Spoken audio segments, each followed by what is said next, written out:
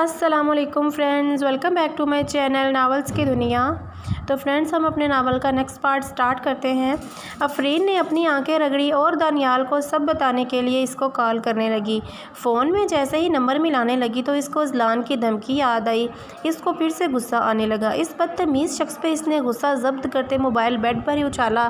وہ نہیں چاہتی تھی کہ پھر سے دانیال اس دن کی طرح اس کو غلط سمجھ لے، کیونکہ کسی اور لڑکے کا اس کے کمرے میں آنا کوئی چھوٹی بات نہیں تھی۔ دانیال، بس شادی ہونے تک صبر کر رہی ہوں، پھر میں تمہیں سب کچھ خود بتا دوں گی۔ وہ خود سے بولتی ہوئی موبائل لے کے اپنے کمرے سے نکل گئی اور چھت کی طرف اپنے قدم بڑھا دیے۔ وہ اپنے مہندی والے ڈریس اور ہاتھوں پر مہندی لگائے اسی حویلی میں تھی۔ وہ چھت پر کھڑی ہو کر ریکنگ پر ہاتھ رکھے چاند کو دیکھ رہی تھی اور نیچے سے ایک وجود اس کی تصویریں اپنے موبائل میں قید کیے جا رہا تھا۔ اس کا فون بجا۔ اس نے اسکرین دیکھی جس پر دانی کالنگ لکھا آ رہا تھا۔ اس کی کال نے اس کو تھوڑا سا سکون پہنچایا۔ اس نے کال اٹھا لی۔ السلام علیکم، دانیال کا خوش لہجہ۔ وعلیکم السلام۔ آفرین کی آواز میں دانیال کو وہ خوشی محسوس نہیں ہوئی جو ہمیشہ ہوا کرتی تھی۔ کیا ہوا آفی، اداس لگ رہی ہو؟ دانیال نے سوال کیا۔ تمہیں کیسے پتہ چلا؟ آفرین حیران ہوئی۔ تمہاری آواز سے تمہارے احساسات کا اندازہ میں بخوبی لگا سکتا ہوں آفی۔ دانیال نے جیسے ہی کہا، آفرین نم آنکھوں کے ساتھ ہلکا سا مسکرا دی۔ بس اس گھر کو چھوڑنے کا دکھ؟ ارے اس گھر کو چھوڑو گی تو اپنے دوسرے گھر آؤ گی؟ میں تمہارا کوئی پرایا ہوں کیا؟ اور دیکھنا، تم میرے ساتھ رہو گی تو تمہیں تمہارا یہ گھر بھی یاد نہیں آئے گا۔ دانیال کے لہجے میں خوشی واضح تھی۔ بھلے تمہارے ساتھ رہوں، اس گھر کو نہیں بھول سکتی بدھو، آفرین نے اس بار مسکرا کر کہا۔ دیکھیں کہ بچوں، اور سنو، مہندی میں میرا نام لکھوایا ہے؟ دانیال نے آنکھوں میں چمک لیتے ہوئے آفرین سے پوچھا۔ آفرین اتنا ہی کہہ سکی۔ اچھا تصویر بھیجو نا، میں بھی تو دیکھوں مہندی والی کی رائٹنگ کیسی ہے۔ دانیال نے بات کو مذاق کر رک دیا، جس پر آفرین کا کہا بلند ہوا۔ اس کی رائٹنگ تم شادی کے بعد دیکھ لینا۔ یار مطلب ویٹ کرنا پڑے گا اتنا؟ دانیال نے ایسے کہا جیسے صدیوں کا انتظار ہو۔ اچھا اب میں فون رکھ رہی ہوں، نیند آ رہی ہے۔ آفرین صبح سے تھکی ہوئی تھی اور اب اس کو نیند اپنی آغوش میں لے رہی تھی۔ Okay good night baby, see you soon, bye. Afreen call cut کر نیچے کی طرف چل دی۔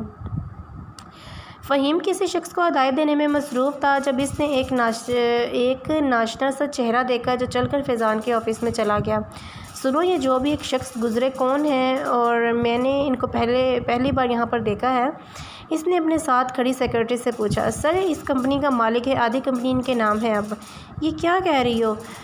فہیم کو لگا اس نے ٹھیک سے نہیں سنا۔ سر مجھے اتنا ہی معلوم ہے، فیضان سر نے یہ فیصلہ کیا ہے۔ اس کو جتنا معلوم تھا اس نے فہیم کے گوش گزار کر دیا۔ چونکہ کچھ دن پہلے سمر خان نے فیضان سے سائن لے لیے تھے اور اب آدھی کمپنی کا مالک بنا بیٹھا تھا۔ فہیم اس بات سے انجان تھا، اس لیے اچانک سن کر حیرت میں پڑ گیا۔ کون ہے وہ جس کے نام فیضان نے آدھی کمپنی کر دی؟ سمر خان باہر آیا اور فہیم فیضان کے آفس میں چلا گیا۔ کون تھا جو بھی یہاں سے ہو کر گیا ہے؟ فہیم نے آتے ہی فیضان سے سوال کیا۔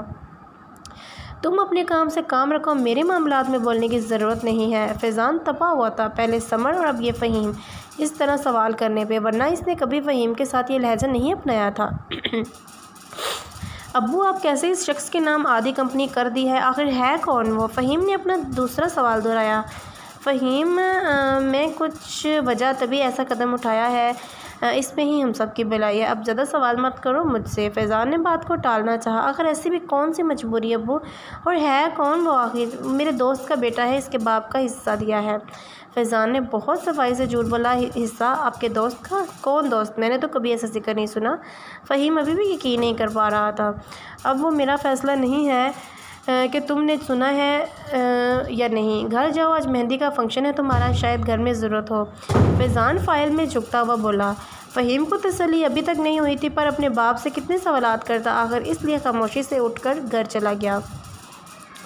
آج حفصہ اور دانیال کی مہندی تھی۔ حفصہ کی رسم اسد کے لون میں رکھی گئی تھی۔ حفصہ نہ سبز اور نارنجی رنگ کی قمیض پہ یلو پٹیالہ شلوار پہن کر رکھی تھی اور پیلا ہی نیٹ کا دوپٹہ سر پر ٹکایا ہوا تھا۔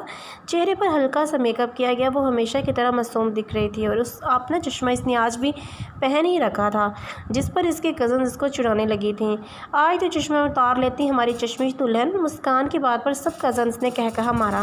ارے نہیں بھائی، کہاں چشمہ اتارنے والی ہے، یہ تو اپنی شادی رات کو بھی بیڈ پر چشمش بنی بیٹھی ہوگی۔ اب کہ شنو نے ایک بھونک مارا جس پر سب ہنسی دبانے لگیں۔ یار ایسا نہ کرنا حفی، ورنہ دھولا صاحب تو تمہاری آنکھیں دیکھنے کو ترس جائیں گے۔ اب کی بار زیبا نے فہیم پہ افسوس کرتے ہوئے کہا، یار ایک بات تو بتاؤ، چشمے کے بنا سوتی ہو تو فہیم بھائی کا چہرہ خواب میں دھندلا تو نہیں دکھتا؟ فوریہ نے تعصب سے حفصہ سے سوال کیا، جس پر ایک بار پھر سب ہنس دی۔ حفصہ شرم سے بس سر جھکائے ان کو گھورتی ہی رہ گئی۔ لڑکیوں، کیوں میری شرمیلی بچی کو اتنا تنگ کر رہی ہو؟ نادیہ بیگم حفصہ کی حمایت میں بول پڑی۔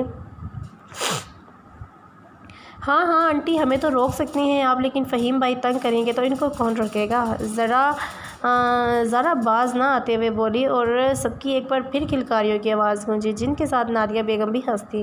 تو حفصہ نے بھی اپنی ماں کو گھور دیا، مانو جیسے کہہ رہی ہو آپ بھی ان کے ساتھ مل گئی ہیں۔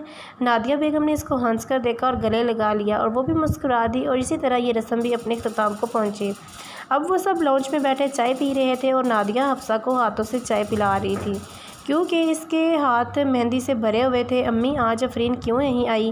میں نے بہت مس کیا اس کو۔ حفصہ افسردہ ہوتی ہوئی اپنی ماں سے پوچھنے لگی، بیٹا ابھی کیسے آئے؟ وہ خود دلہن بننے جا رہی ہے، اور کچھ دنوں بعد تو ویسے بھی اس کو یہیں پر آنا ہے۔ نادیہ بیگم کی آواز جیسے ہی دانیال کے کانوں میں پڑی تو چائے کی چسکی لیتا مسکرا دیا، جس کو اسد نے دیکھ لیا۔ کیا ہوا لڑکے، تم کیوں خود میں ہی ہنسے جا رہے ہو؟ اسد اس کے کندھے پر ہاتھ رکھتا پوچھ رہا تھا، جانتا تھا کس بات پر ہنسا ہے، پھر بھی پوچھ بیٹھا۔ نہیں ڈیڈ، بس ایسے ہی مسکرا رہا تھا۔ دانیال اس سے نظر چراتے ہوئے بولا تو وہ مسکرا دیے۔ ڈیڈ اب میری شادی آفرین کے ساتھ کیوں رکھ دی؟ اور اب وہ اس گھر میں آئے گی تو میں تو چلی جاؤں گی نا اس گھر سے۔ حفصہ اب سلسلہ گفتگو وہیں سے جوڑتی باپ سے شکایت کرنے لگی، ارے نا بابا، تم اپنے اس گھر کو چلی جاؤ تو بہتر ہے، میں روز روز کے بھابھی نند کے ڈرامے ہینڈل نہیں کر سکتا۔ اس بار دانیال جلدی سے بولا، اس کو اپنی فکر ستائی ہوئی تھی۔ دیکھا ڈیڈ کیسے مجھے اس گھر سے نکالنے کو اتاولے ہو رہے ہیں، اور ابھی سے ہی اپنی بیوی کے ہو گئے۔ حفصہ نے روتی شکل بنا کر کہا۔ دیکھا حفصہ، کر دی نا نندوں والی بات، آ گئی نا اپنی اصلی فارم پہ تم بھی۔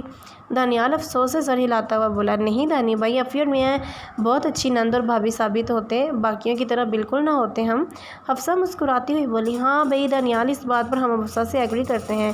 اس بار اسد حفصہ کے حمایتی بنے۔ لو یو ڈیڈ، حفصہ نے پیار سے اسد سے کہا تو سب مسکرا دیے۔ وہ اب اپنے کمرے میں جا کر بیٹھی اپنے زیور اتارنے لگی۔ اس کا موبائل بجا، اس نے دیکھا دانیال کی کال آ رہی ہے۔ اس نے کال دے کر گھبراہٹ میں جھٹ سے کال بند کر دی۔ اب اس کو فہیم کا میسج آیا، کر لو جتنے نخرے کرنے ہیں، آنا تو تمہیں میرے پاس ہی ہے، دیکھ لوں گا، اور ساتھ میں ایک غصے والا ایموجی بھی بھیجا تھا۔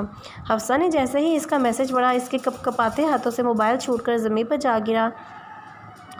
آفرین کی آنکھ صبح کھلی تو وہ سویٹ شرٹ اور نیچے ٹراؤزر پہنی بستر سے برآمد ہوئی اور چل کر آئینے میں خود کو دیکھا۔ جیسے ہی خود کو دیکھا، اس کا منہ کھلا کا کھلا رہ گیا۔ اس نے اپنے ہاتھوں سے آنکھیں میچی کے کہیں نیند میں تو نہیں، پر اپنا عکس اس کو اسی طرح دکھائی دیا۔ اس کے ناک کی چوٹی پر کالا پینٹ کیا گیا تھا، اور گالوں پر بلون والی مونچھیں اور جگہ جگہ سی عجیب سی ڈیزائن۔ اس کو 2 منٹ میں سمجھ آ گئی کہ اس کے جان کے دشمن بھائی کا کارنامہ ہے۔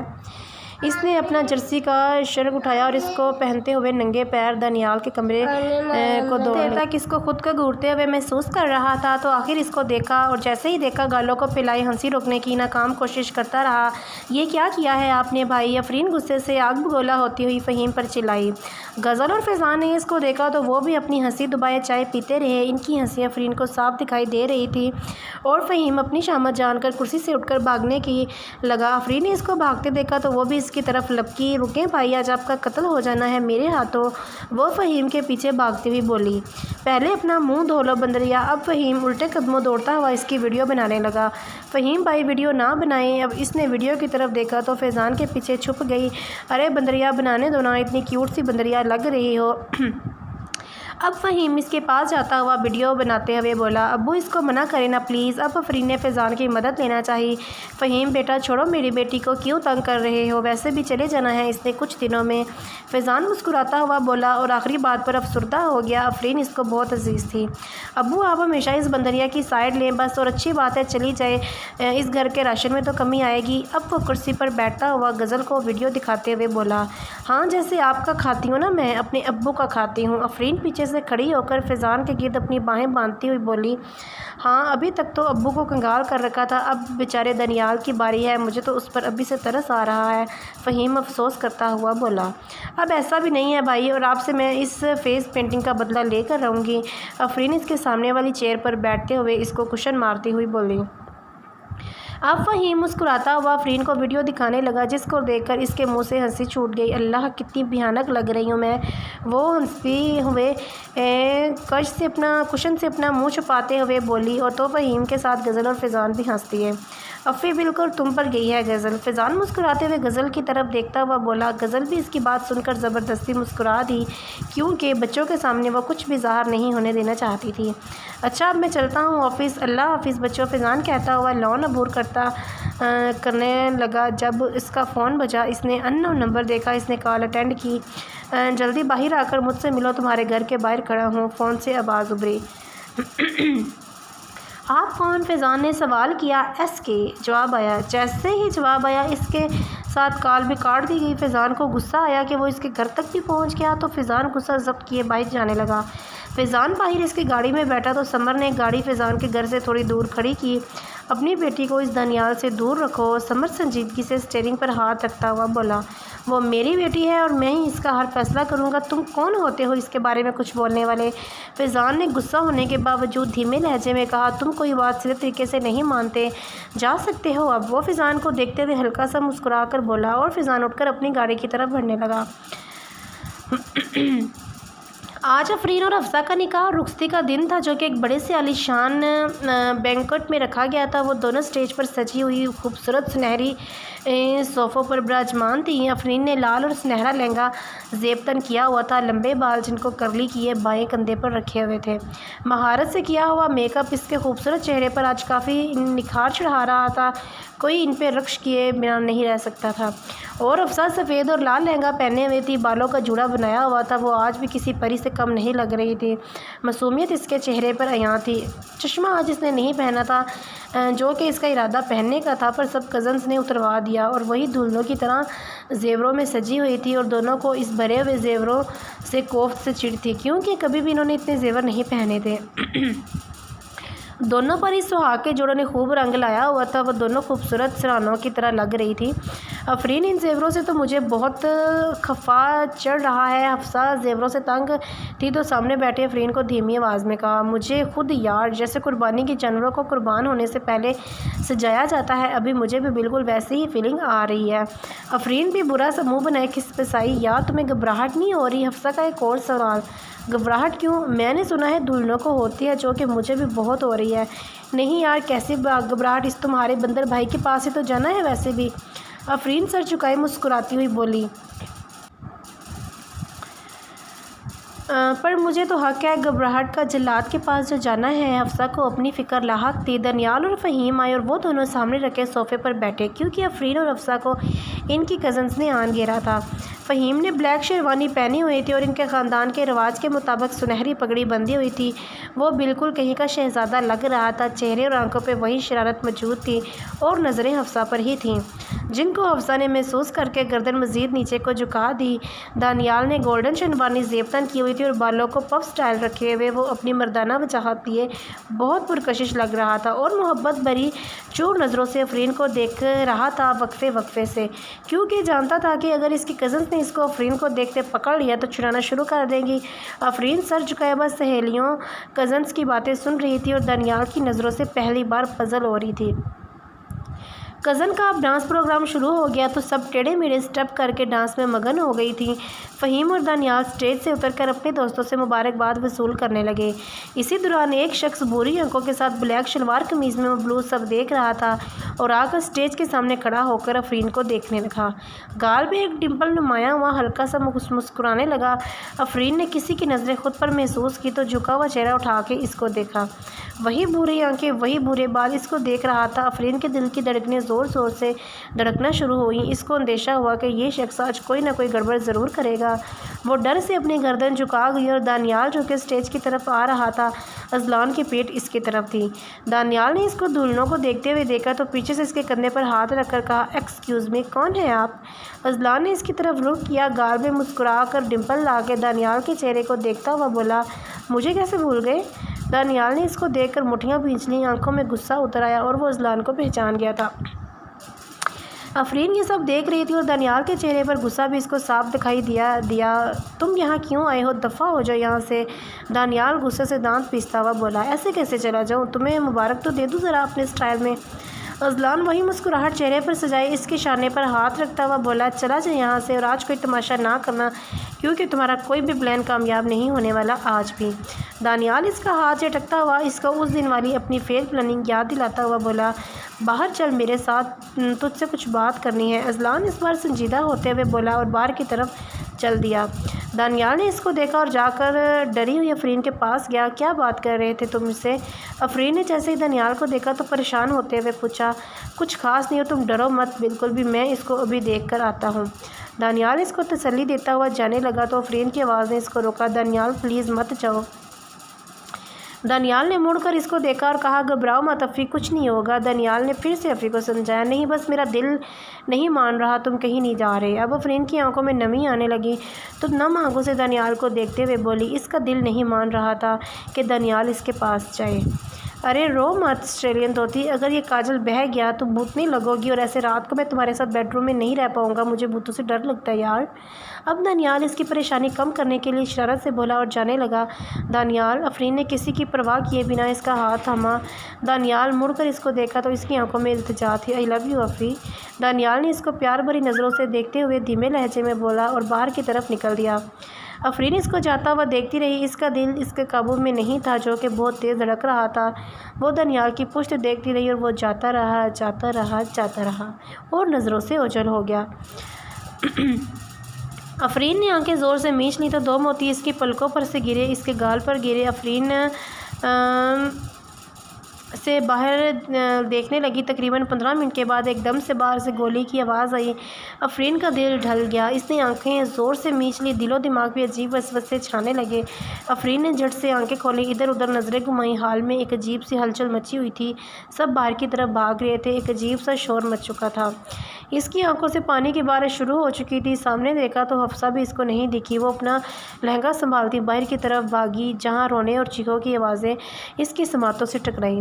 اس نے لوگوں کی بھیڑ کو چیرتے ہوئے دیکھا تو نادیہ بیگم کی گود میں دانیال کا سر تھا جس کی سنہری شیروانی خون سے لت پت ہو گئی تھی، اس کے سینے سے خون رس رہا تھا اور نادیہ بیگم روز چیخ چیخ کر سے رو رہی تھی، ساتھ میں بیٹی حفصہ بھی دانیال کو جھنجھوڑ رہی تھی اور اس کو اٹھانے کی کوشش کر رہی تھی۔ غزل جو خود روتے ہوئے اس کو سنبھالنے کی کوشش کر رہی تھی، آفرین کو لگا اس کے سر پر پہاڑ ٹوٹ پڑا ہے، اس کا دماغ بالکل شل ہو چکا تھا، اس کی آنکھوں کے سامنے اندھیرا چھا چکا تھا۔ وہ دانیال کے پاس بڑھی اور خود کو چھوڑ دیا، وہ دھڑم سے نیچے جا بیٹھی۔ دیکھو افی، میرے بھائی کو کیا ہو گیا ہے، ان کو کہو اٹھیں، تمہاری بات ضرور مانیں گے۔ حفصہ اپنے حواسوں میں نہیں تھی اور آفرین کو جھنجھوڑ کر منتیں کر رہی تھی۔ آفرین پوری آنکھیں پاڑے بس دانیال کو دیکھ رہی تھی جسے یقین نہ کر پا رہی ہو، اور آنکھوں سے بارش برس رہی تھی۔ اس کو حفصہ تو کیا کسی کی آواز نہیں آ رہی تھی، بس وہ اپنی محبت کی موت کو دیکھ رہی تھی۔ اس کو لگا اب وہ وہاں سے کبھی ہل نہیں سکے گی۔ دانی اٹھو، ایسا مذاق نہیں کرتے، دیکھو تمہاری شیروانی خراب ہو رہی ہے، چلو اٹھو۔ آفرین آنکھیں پھاڑے دانیال کے گال تپتپاتی ہوئی بولی، دانیال اٹھو نا پلیز، آئندہ تم سے کبھی نہیں لڑوں گی پرامس، اور کبھی تمہیں بندر بھی نہیں کہوں گی۔ تم کہتے تھے نا میں تمہیں آپ کہوں، میں وہ بھی کہوں گی، بس اٹھ جاؤ نا پلیز۔ آفرین اس سے وعدے کرتے ہوئے منت بھرے لہجے میں بولی، کیسی دلہن تھی جو دلہن بننے سے پہلے ہی ودھوا ہو چکی تھی، آسان نہیں تھا وہ اپنی محبت کی موت دیکھنا۔ اٹھ کیوں نہیں رہے تم، کیوں ایسے مجھے پریشان کر رہے ہو؟ اب کی بار آفرین چلا کر بولی۔ اور اسی دوران فہیم، اسد اور فیضان آئے جو کہ ایمبولینس لانے گئے تھے۔ ایمبولینس لائی گئی، انہوں نے دانیال کو اٹھانا چاہا۔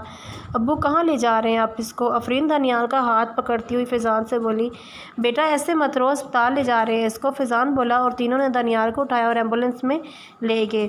باقی سب بھی گاڑیوں میں نکل دیے۔ نادیہ رو رو کر بے ہوش ہونے کو تھی تو غزل نے اس کو سنبھالا اور اسد ان کو بھی گاڑی میں لے اسپتال پہنچ کر کرسی پر بیٹھی زرمینہ بیگم تسبیح پڑھتے ہوئے روتے روتے خود سے بڑبڑانے لگی، ایک اور جوان موت خاندان میں، آخر کب تک یہ ظلم ہم پر ٹوٹتا رہے گا میرے مولا۔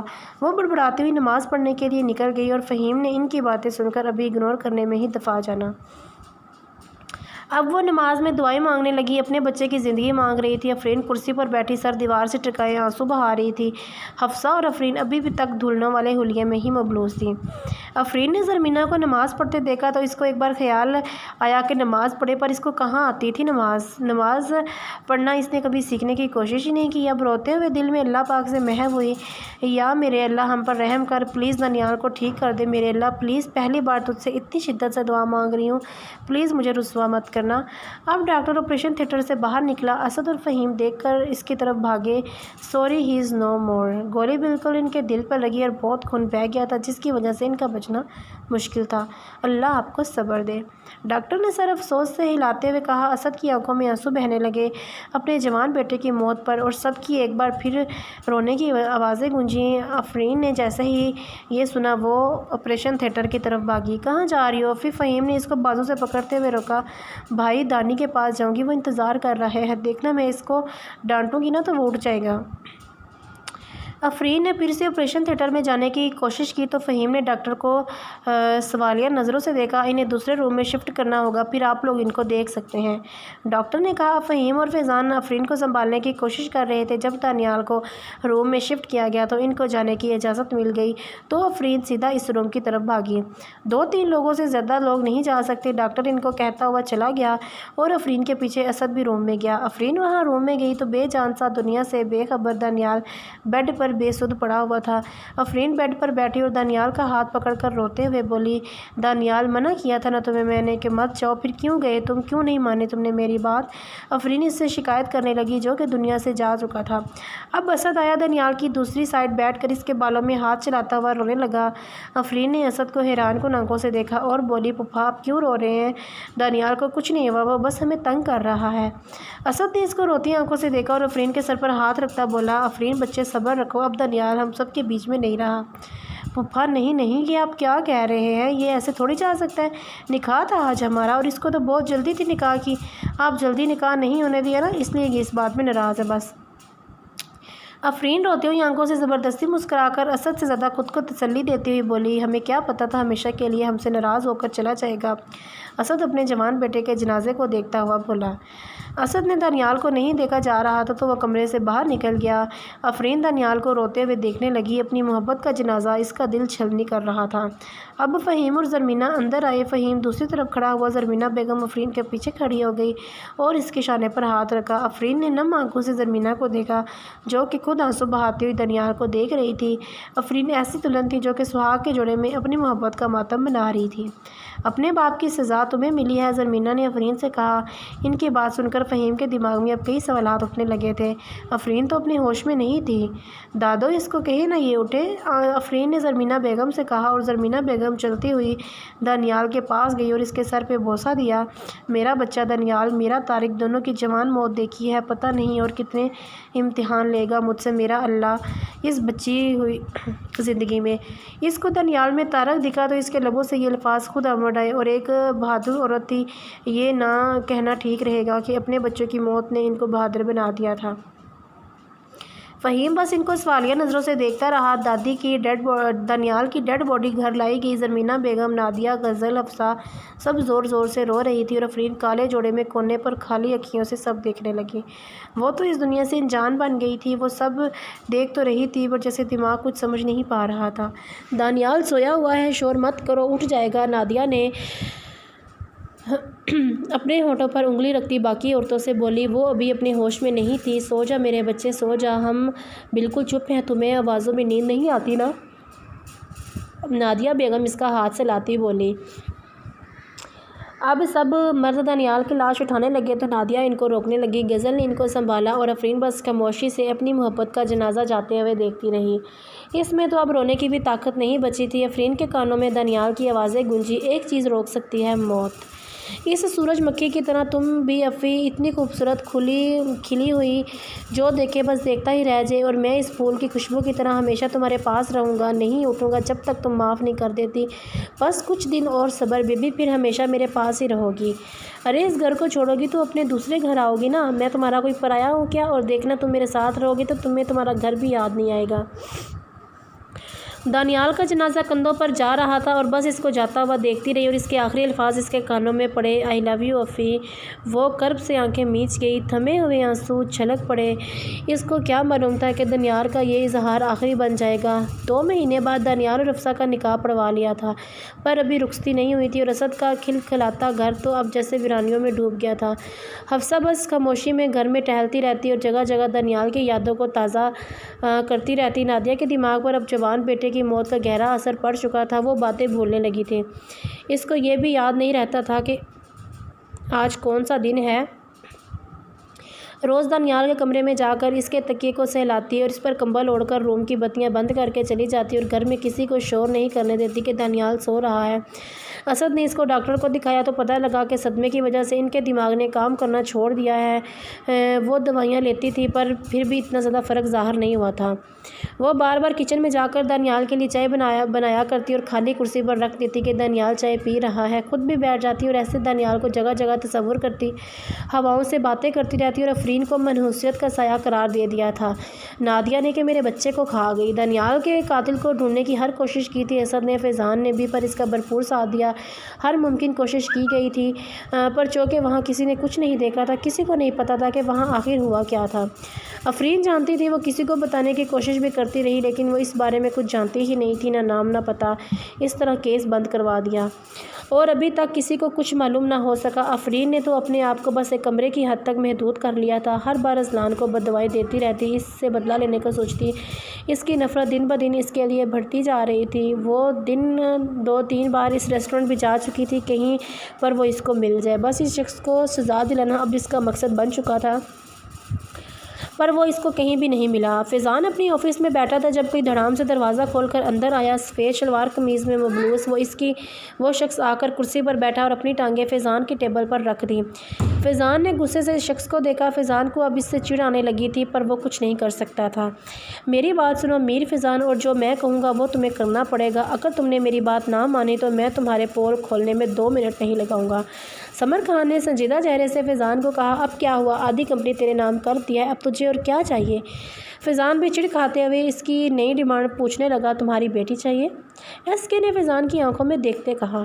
فیضان یہ سن کر ایک دم سے اٹھ بیٹھا اور چلا کر کہا، اپنی حد میں رہو ایس کے، میری بیٹی کی طرف اگر بری نظر ڈالی تو میں تمہاری آنکھیں نوچ لوں گا۔ تو ایسے نہیں مانے گا، اور تیری ماں کو بھی پتہ ہے نا تیرے کرتوت، اور گور خان کے بیٹوں سے آگ لگوائی تھی نا تو نے حویلی میں۔ ایس کے نے اپنا پتہ پھینکا تو فیضان کے دل میں ڈر پیدا ہونے لگا، جانتا تھا کہ زرمینہ بیگم اس کی دفاع کبھی نہیں کریں گی، اور گوہر خان کے بیٹے بھی 2 چپیڑے کھا کر منہ کھول دیں گے۔ فیضان کو اندازہ ہو رہا تھا یہ شخص ضرورت سے زیادہ معلومات رکھتا ہے۔ فیضان اب خاموش ہو گیا، اور ایس کے نے مسکرا کر کہا، نکاح پڑھوا دے کل تک اس سے میرا، تجھے گھبرانے کی ضرورت نہیں ہے، میری کوئی بری نیت نہیں ہے تیری بیٹی پر۔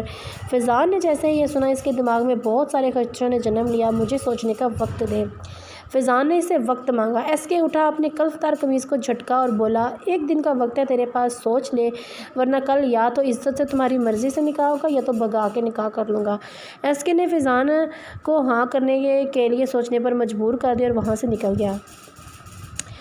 فیضان گھر آیا اور سوچ میں پڑ گیا، چیئر پر بیٹھتے ہوئے چائے پیتا رہا۔ اس نے کسی نہ کسی بہانے سے آفرین کو نکاح کے لیے راضی کرنا تھا، وہ نہیں چاہتا تھا کہ وہ لڑکا آفرین کو بھگا لے جائے اور اس کی عزت کی دھجیاں اڑائے۔ اوپر سے زرمینہ بیگم نے اگر وہ لڑکا ملا تو زرمینہ بیگم طارق کے حق میں بہتر فیصلہ کرتی ہوئی فیضان کی سچائی اگل دیتی۔ پہلے تو وہ اکیلی تھی، کچھ نہیں کر سکتی تھی، وہ تو بس ایک سہارے کے انتظار میں تھی، اس کو پا کر طارق کے مجرموں کو سزا دلوا سکے، اور فیضان کو اب وہ سہارا کسی صورت بھی نہیں دینا چاہتا تھا۔ فیضان نے اب غزل کی طرف دیکھا جو کہ اس کا خالی کیا ہوا کپ کچن میں لے جا رہی تھی۔ سنو غزل، یہاں بیٹھا۔ فیضان اس کو پکارتا سامنے والی چیئر پر اشارہ کرتا بولا۔ غزل کپ وہیں میز پر رکھتی ہوئی اسی کرسی پر بیٹھ گئی اور اس کی بات کی منتظر تھی۔ میں کل آفرین کا نکاح کرنا چاہتا ہوں، فیضان نے جیسے ہی کہا غزل نے حیران کن آنکھوں سے فیضان کو دیکھا، کس کے ساتھ اور اتنا جلدی کیوں؟ اور ابھی دانیال کو مرے ہوئے صرف 2 مہینے ہوئے ہیں، وہ کبھی نہیں مانے گی کسی کے ساتھ نکاح کے لیے۔ غزل فیضان کو دیکھتے ہوئے بولی۔ غزل کو فیضان کی عقل پر ماتم کرنے کو دل چاہا۔ ہاں جانتا ہوں، پر لڑکا بہت اچھا ہے، میرے آفس کا ہے اور جلد از جلد نکاح کرنا چاہتا ہے۔ رخصتی ہم بعد میں کر لیں گے، اور آفرین کو بھی اب کسی کی ضرورت ہے جو اس کا خیال رکھ سکے۔ بہت اداس ہو گئی ہے، بس ایک کمرے تک محدود ہے، تم اس کو سمجھا لو اور کہہ دو نکاح کل ہی ہے۔ فیضان نے خود کی بنائی پوری بات سمجھداری سے سوچتے ہوئے بتائی۔ لیکن فیضان، غزل پلیز اس کو منا لو، اگر تمہیں مجھ پر تھوڑا بھی بھروسہ ہے تو پلیز۔ غزل نے کچھ بولنا چاہا تو فیضان نے اس کی بات کاٹ کر بولا، دیکھو فیضان، میں نہیں چاہتی میری بیٹی کی بھی مجھ جیسی قسمت ہو اور کوئی اس کو اپنے فائدے کے لیے استعمال کرے۔ وہ غلطی نہیں کروں گی جو کچھ برس پہلے امی بابا نے بنا تمہیں جانے میرے رشتے کے لیے ہاں کر دی تھی۔ اور ٹھیک ہے، ہوگا وہ اچھا لڑکا، پہلے اس کے بارے میں معلومات کروا لیتے ہیں نا، پھر دیکھیں گے۔ اور اس کو ایسے بھی کیا جلدی ہے کہ کل ہی نکاح پڑھوانا ہے؟ غزل نرم لہجے میں بولی۔ غزل، میں اس لڑکے کو جانتا ہوں، تم فکر مت کرو، میں جو بھی کر رہا ہوں اس خاندان کی بھلائی کے لیے کر رہا ہوں۔ فیضان نے سر جھکاتے شرمندہ لہجے میں بولا۔ ایک غزل کی باتوں نے اسے شرمندہ کیا اور دوسرا اس کی اپنی ناپرستی پہ شرمندگی ہوئی کہ وہ خود کی عزت بچانے کے لیے بیٹی کی قربانی دے رہا تھا۔ اچھا، نام کیا ہے اس لڑکے کا؟ سمر خان، فیضان نے جواب دیا۔ غزل صبح ہوتے ہی آفرین کے کمرے میں آئی۔ آفرین لانگ شرٹ اور ٹراؤزر پہنے کھڑکی کے سامنے کھڑی تھی۔ غزل کی چوکھٹ پر مڑ کر اس نے اپنی نم آنکھیں صاف کی اور نظریں چراتی بولی، امی آئیں نا، بیٹھیں۔ غزل صوفے پر بیٹھ گئی، آفرین بھی اس کے ساتھ بیٹھ گئی۔ رو رہی تھی تم؟ غزل نے سوال کیا۔ نہیں امی، آفرین نے جھوٹ بولا۔ مجھ سے جھوٹ مت بولو افی۔ غزل نے اس کا جھوٹ پکڑ لیا اور آفرین جھٹ سے غزل کے سینے سے چمٹ گئی اور نم لہجے میں بولی، امی دانیال کی بہت یاد آ رہی تھی۔ بیٹا صبر رکھو، اوپر والے کا فیصلہ تھا، یہ ہم اس کے آگے کچھ نہیں کر سکتے۔ غزل اس کے بال سے لاتی اس سے سمجھانے لگی اور جواباً آفرین خاموش رہی۔ بھلا کیسے صبر آ سکتا تھا اس کو دانیال کے مجرم کو سزا دلائے بغیر؟ افی تم سے ایک بات کہوں، مانو گی؟ غزل اس کو خاموش دیکھتا بولی، بولے نا امی۔ آفرین اس سے دور ہوتی بولی، تمہارے ابو آج تمہارا نکاح کرنا چاہتے ہیں۔ غزل نے جیسے آفرین کو یہ بات کہی وہ صوفے سے اٹھ کر کھڑی ہوئی، حیران ہوتی ہوئی بولی، امی آپ جانتی ہیں میں کسی سے نکاح نہیں کر سکتی اب، اور ابو کو اتنی بھی کیا جلدی ہے؟ بیٹا ان کی آفس کا لڑکا ہے، فیضان سے یوں تمہارے کمرے میں گھٹتا ہوا دیکھا نہیں جا رہا۔ امی نہیں، آپ ابو کو منع کر دیں، مجھے کسی سے نکاح نہیں کرنا۔ آفرین خفا ہوتی ہوئی بولی، ٹھیک ہے بیٹا، جیسے تمہاری مرضی۔ غزل اس کو ماتھے پر بوسہ دیتی ہوئی چلی گئی اور فیضان جو کہ کمرے سے باہر جواب کے انتظار میں کھڑا تھا اس کے پاس آئی۔ آفرین نکاح نہیں کرنا چاہتی، میں نے تمہارے کہنے پر اس کو سمجھایا ہے پر اس نے صاف انکار کر دیا ہے۔ اور تمہیں کیا ہو گیا ہے فیضان، جو یوں کسی ایرے گہرے سے اپنی بیٹی کا نکاح پڑھوا رہے ہو، وہ بھی اتنی جلدی میں؟ غزل اس کو شرم دلاتے بولتی، میں خود کرتا ہوں آفرین سے بات۔ فیضان غزل کی باتوں کو اگنور کرتا ہوا آفرین کے کمرے کی جانب بڑھ گیا۔ تم اس کو فورس نہیں کرو گے فیضان؟ غزل نے اس کو باور کروایا۔ فیضان سر ہلاتا آفرین کے کمرے میں گیا۔ آفرین نے جیسے ہی فیضان کو دیکھا وہ سمجھ گئی کہ وہ کس ارادے سے آیا ہے۔ ابو پلیز مجھے نکاح نہیں کرنا، آفرین خفگی چہرے پر لائے صوفے پر بیٹھتی ہوئی بولی۔ فیضان اس کے پاس بیٹھا اور بولا، آفرین پلیز اگر تمہیں تمہارے بابا پر یقین ہے تو اس نکاح کے لیے ہاں کر دو۔ فیضان نے اس سے منت کی۔ ابو یقین ہے بہت آپ پر یہاں یہ یقین کی کوئی بات نہیں ہے، میں اب کسی اور سے نکاح کا سوچ بھی نہیں سکتی۔ آفرین اگر میں کہوں کہ اس نکاح سے یہ خاندان برباد ہونے سے بچ جائے گا تو بھی تم انکار کرو گی؟ فیضان نے ہمیشہ والا اپنا پینترا اپنایا، ایموشنل بلیک میلنگ کا۔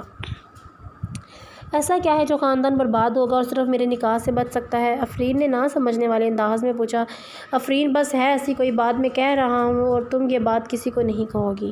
آفرین میں نے پوری زندگی تمہاری ہر خواہش پوری کی ہے، اب تمہیں یہ صرف ایک بات کہہ رہا ہوں اور تم انکار کر رہی ہو؟ فیضان نے بولتے ہوئے ہاتھ جوڑے۔ آفرین نے ہاتھ جوڑتا وہ پلیز یہ نکاح کر لو۔ ابو آپ یہ کیا کر رہے ہیں؟ آفرین نے اپنے باپ کے ہاتھ پکڑ کر نیچے کیے۔ اس کو اچھا نہیں لگا کہ اس کے باپ اس کے سامنے یوں التجا کر رہا ہے اور ہاتھ جوڑ رہا ہے۔ آخر کون بیٹی اپنے باپ کو اس طرح دیکھ سکتی ہے؟ آفرین بچے مانو گی نہ میری بات؟ فیضان نے اپنا سوال دہرایا۔ ٹھیک ہے ابو، پر صرف آپ کے لیے، پر رخصتی ابھی نہیں ہوگی۔ آفرین نے نم آنکھوں سے دل پر پتھر رکھتے ہوئے کہا، شکر گزار ہوں گا میں تمہارا۔ فیضان نے صوفے سے اٹھتے ہوئے کہا، ابو آپ مجھے شرمندہ کر رہے ہیں۔ اب آفرین فیضان کو دیکھتے ہوئی بولی تو فیضان نے اس کے سر پر ہاتھ رکھتا ہوا چلا گیا۔ آفرین نے بے بسی میں آ کر سامنے کشن زور سے دیوار پر دے مارا۔ صرف آپ کے لیے میں ایسا کر رہی ہوں بابا، پر میں اس انسان کو کبھی نہیں ہو پاؤں گی جس سے آپ میرا نکاح پڑھوا رہے ہیں۔ وہ جو کوئی بھی ہے، یہ نکاح نہیں صرف ایک مجبوری ہے۔ آفرین نے روتے ہوئے اپنے بال مٹھی میں جکڑ کر کہا، اور اس شخص کے لیے فیصلہ بھی کر دیا جس کو جانتی تک نہیں تھی۔ غزل نے آفرین کو رضامندی کا سن کر پہلے تو نادیہ سے پوچھنا مناسب سمجھا، پر وہ ہوش میں کہاں تھی، تو اسد نے یہ کہہ دیا کہ اب وہ ان کی بیٹی ہے، جو اس کے لیے ٹھیک سمجھے وہ اسد بھی کوئی اعتراض نہیں کرے گا۔ اب وہ ساری عمر اپنے مرحوم بیٹے کی پابند تو نہیں بنا سکتا تھا نا اس کو۔ اسد کی طرف سے جواب مل گیا تو فیضان اور غزل کو تسلی ہوئی اور صرف زرمینہ بیگم سے اجازت لینا چاہیے۔ پہلے تو انہوں نے بہت شور مچایا، پر فیضان باتیں بنا کر ان کو منوا ہی لیا۔ حالانکہ وہ اس کی باتوں میں نہیں آتی تھی، بس جانتی تھی کہ فیضان ان کی ایک نہیں سنے گا اور ہمیشہ کی طرح اپنی ہی چلائے گا، تو اپنا بولنا فضول لگا۔ وہ چپ ہو گئی اور فہیم کو جب یہ خبر ملی تو وہ آفس میں تھا۔ اس کو کچھ گڑبڑ محسوس ہوئی کہ پہلے سمر خان کے نام آدھی کمپنی کر دینا، اس کے بعد اسی سے آفرین کا نکاح کرنا۔ اس کو یوں اچانک آفرین کا نکاح کا سن کر بالکل نہ بھایا۔ اس نے بہت منع کیا یہ نہ ہونے دیا جائے، پر فیضان نے اس کو بھی خاموش کروا لیا اپنی باتوں سے۔ لیکن فہیم نے نکاح میں شرکت کرنے سے انکار کر دیا کہ وہ آفس میں بیزی ہے، نہیں آ پائے گا۔ 8 بجے رات کو نکاح رکھا گیا تھا ایس کے کہنے پر، جس میں صرف اسد کی فیملی اور فیضان کی فیملی موجود تھی۔ آفرین سفید قمیض پر گلابی جو چوڑی دار پہنا ہوا تھا اور گلابی ہی نیٹ کا دوپٹہ سر پر ٹکایا ہوا تھا، بالوں کو کیچر میں قید کر رکھا تھا، اور حفصہ نے اس کو اب ہلکا پھلکا میک اپ کیا ہوا تھا۔ وہ کاجل اور لپسٹک کے علاوہ کچھ نہ لگایا تھا۔ حفصہ کے چہرے کے تاثرات سرد تھے۔ آفرین بھی بد دلی سے میک اپ کروا رہی تھی۔ کیا ہوا حفیظ، ناراض ہو؟ آفرین اس کو کب سے نوٹ کر رہی تھی۔ آخر کو آئینے میں اپنے پیچھے کھڑی حفصی کو دیکھتی بولی۔ آفرین کے چہرے پر کوئی تاثرات نہیں تھے، بالکل خالی بجھا ہوا چہرہ تھا۔ نہیں، میں کیوں ناراض ہوں گی بھلا؟ حفصہ اس کا دوپٹہ ٹھیک کرتی سرد لہجے میں بولی۔ جو بات ہے صحیح سے بتاؤ آفرین اس کا ہاتھ پکڑتے بولی۔ آفرین، مجھے حیرت ہوئی کہ میرے بھائی کے انتقال کو صرف 2 مہینے بعد تم نے کسی اور سے نکاح کی حامی بھر لی۔ حفصہ اس کو آئینے میں دیکھتے ہوئے بولی۔ حفیظ، یہ میری مجبوری ہے اور صرف اپنے ابو کا مان رکھ رہی ہوں، ورنہ تمہیں واقعی لگتا ہے کہ میں کسی سے نکاح کر بیٹھوں گی؟ آفرین اب اٹھ کر اس کے سامنے کھڑی ہو کر بولی۔ پر حفیظ، ایسی کون سی مجبوری ہے؟ حفصہ نے اسے جاننا چاہا۔ بس کوئی مجبوری جو کہ میں ابھی نہیں بتا سکتی، اور مجھے انتہائی افسوس ہوا کہ تم نے مجھ پر اعتماد نہیں ہے۔ آفرین نے رخ موڑ کر اپنی ناراضگی ظاہر کی۔ حفیظ، مجھے تم پر اعتماد ہے، بس مجھے برا لگا بھائی کے بعد تمہارا یوں۔ سوری حفیظ، مجھے نہیں پتا تھا کہ تم مجبوری میں یہ سب کر رہی ہو۔ حفصہ پیچھے سے اس کے گرد باہیں پھیلائے نم آنکھوں سے بولی۔ ٹھیک ہے حفیظ، رہنے دو اب۔ آفرین اس کو معاف نہیں کر پائی۔ اسی دوران غزل کمرے میں آئی اور آفرین کے اوپر ایک لال دوپٹہ اوڑھا، جس سے اس کا گھونگھٹ کیا اور اس کو بیڈ پر بٹھاتی بولی۔ آفرین، مولوی صاحب آ رہے ہیں بیٹا۔ آفرین نے سر کو خم دی اور اب اندر اسد زرمینہ داخل ہوئے۔ فیضان کا دل نہیں چاہ رہا تھا کہ یہ نکاح ہوتے ہوئے دیکھے، تو اس نے اتاق میں مردوں کے ساتھ بیٹھنے کا ہی فیصلہ کر لیا۔ اب سب عورتوں نے اپنے سر پر دوپٹہ لیا اور مولوی صاحب کرسی رکھ کر سامنے بیٹھے۔ آفرین ولد میر فیضان حسن، آپ کو میر اذلان ولد میر طارق حسن سے یہ نکاح حق مہر 20 لاکھ روپیہ قبول ہے؟ غزل، اسد اور زرمینہ نے جیسے ہی طارق، اسد اور اذلان کا نام سنا، ان کے تو دماغ نے کام کرنا بند کر دیا تھا۔ وہ سب ایک دوسرے کو دیکھنے لگے اور جہاں غزل اور اسد دنگ تھے، وہیں زرمینہ بیگم کے چہرے کو ایک مسکراہٹ نے چھوا، اور آفرین جو کہ سن ہو کر بیٹھی تھی، اس کو اپنے کانوں میں کوئی آواز نہیں آ رہی تھی، اس کا دماغ سن تھا۔ زرمینہ نے آفرین کے کندھے پر ہاتھ رکھا تو وہ ہوش کی دنیا میں آئی اور جھٹ سے اس کے لب دہلے۔ قبول ہے، قبول ہے، قبول ہے، قبول ہے، قبول ہے۔ مولوی صاحب نے اب ان کے سامنے نکاح نامہ رکھا، اس نے سائن کر دیا۔ مبارک ہو۔ مولوی صاحب اسد سے ہاتھ ملاتا ہوا نکل گیا اور اسد بھی اس کے پیچھے گیا۔ غزل کی آنکھوں سے اب خوشی کے آنسو جاری تھے کہ عظمیٰ کا بیٹا زندہ تھا، اور زرمینہ بیگم کو اب فیضان کی سزا سامنے آتی دکھائی دے رہی تھی۔ وہ جانتی تھی اذلان فیضان سے بدلہ لینے ہی آیا ہے۔ اب اذلان مولوی صاحب اذلان کے پاس آئے اور صوفے پر براجمان ہوئے۔ اذلان نے آج سفید شلوار قمیض پہنی ہوئی تھی اور سنہری پگڑی بھی پہنی ہوئی تھی، جو کہ ان کے خاندان کا رواج تھا۔ پہلے فیضان، اسد اور باقی مرد چونکے پر اذلان نے کہہ دیا کہ ان کے بھی خاندان کا رواج ہے۔ فیضان کی کال آئی تو وہ باہر چلا گیا اور واپس دیکھا تو نکاح ہو چکا تھا۔ سب اذلان کو مبارکباد دے رہے تھے۔ مبارک ہو سمر خان۔ فیضان چہرے پر خفگی لائے مجبوراً باقیوں کو دکھانے کے لیے اس کو مبارکباد دے رہا تھا۔ اس کو معلوم نہیں تھا کہ یہ وہ اذلان ہے۔ فیضان گھر میں داخل ہوا تو سب لانچ میں موجود تھے۔ زرمینہ بیگم، غزل اور اسد، آفرین اور حفصہ آفرین کے کمرے میں تھیں۔ زرمینہ بیگم نے فیضان کو آتے ہوئے دیکھا تو بول پڑی، مبارک ہو فیضان، پہلی بار تم نے کوئی اچھا فیصلہ کیا ہے۔ فیضان نے ان کو نہ سمجھنے والی نظروں سے دیکھا۔ تم نے پہلے کیوں نہیں بتایا؟ فیضان، آپی کا بیٹا زندہ ہے؟ غزل نے فیضان کو اتنے عرصے بعد مسکراتی آنکھوں سے دیکھ کر کہا۔ یہ کیا کہہ رہی ہو تم؟ فیضان کو تو صدمہ پہنچ گیا۔ واقعی فیضان، ماننا پڑے گا آپ نے یہ فیصلہ کر کے ایک اچھا قدم اٹھایا ہے خاندانوں کو جوڑے رکھنے کا۔ اب کی بار اسد فیضان کے شانے پر ہاتھ رکھتا ہوا بولا، آپ کیا کہہ رہے ہیں؟ میں کچھ سمجھا نہیں۔ فیضان نے اسد کو دیکھ کر دھیمے لہجے میں کہا، فیضان نہ سمجھنے والی کیا بات؟ تم نے آج اپنی بیٹی کے ساتھ جس شخص کے ساتھ دیا ہے وہ اذلان ہے، میر اذلان حسن، میرے طارق کا بیٹا۔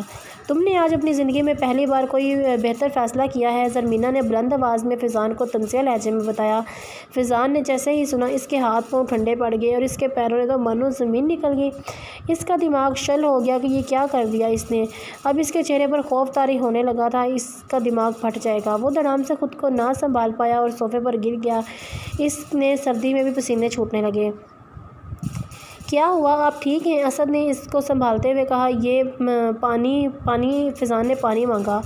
غزل نے جھٹ سے سامنے پڑی میز سے جگ اٹھا کر پانی گلاس میں ڈالا اور فیضان کو گلاس پکڑایا۔